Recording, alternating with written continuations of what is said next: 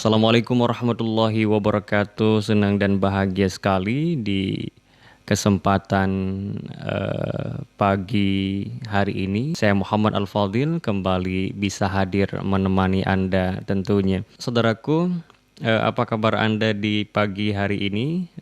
Semoga Anda dalam keadaan sehat ya, dalam keadaan baik-baik saja. Tidak ada sesuatu apapun yang kurang tentunya. Baik, saudaraku, bahwa bulan suci Ramadan ini adalah bulan yang sangat agung. Di dalam Al-Quran kita pernah mendengar bahwa bulan suci Ramadan ini merupakan bulan yang Allah Subhanahu wa Ta'ala turunkan Al-Quran di bulan suci Ramadan ini. Dan di bulan suci Ramadan ini juga kita pernah mendengar ada satu malam yang lebih baik daripada 1000 bulan ya.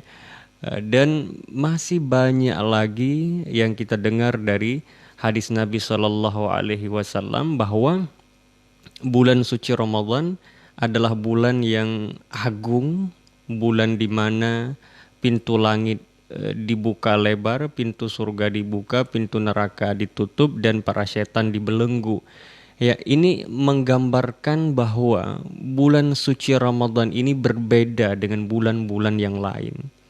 Kalau di bulan suci Ramadan kita tidak bisa beribadah kepada Allah Subhanahu wa Ta'ala, pertanyaannya kapan lagi ya? Mungkin selama di luar bulan suci Ramadan kita beribadah kepada Allah Subhanahu wa Ta'ala, ibadah kita tidak terangkat di hadapan Allah Subhanahu wa Ta'ala.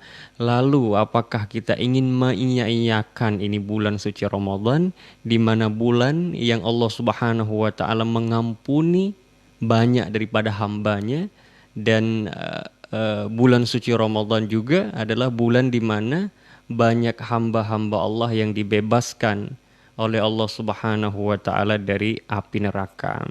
Maka oleh karena itu ya penting bagi kita sebagai umat Islam ya untuk memuliakan ini bulan suci Ramadan dengan cara memperbanyak ibadah di bulan suci Ramadan ini, dan juga memperbanyak amal-amal kebaikan, keadaan-keadaan kita.